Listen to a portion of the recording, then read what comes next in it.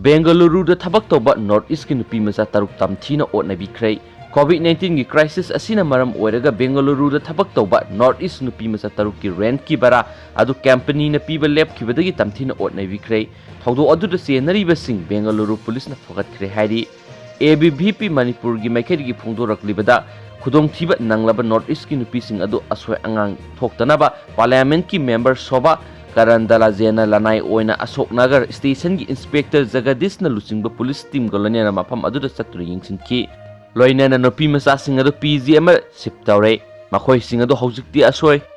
angam yaudre parliament ki member asina hanadagi haunasu Manipur yaun North East ki Nupimacha sing na nongma gi tangai fadana sangdaba yadraba polam kya piduna mateng pangduna lakri Houses COVID-19 gi luraba tangkak asida Nupimacha sing adu yauna North East miyam gudmak lepli masigi dama ABVP Manipur gi maikhet gi MP asida tawbimal khangbu utpaga loinana Inspector Jagadish Chandra amasung Asoknagar station gi team adu yauna ABVP Karnataka gi Karyakatar singna North East gi mairoi singbu mateng pangbugi tamak thakat phongdorakli haidi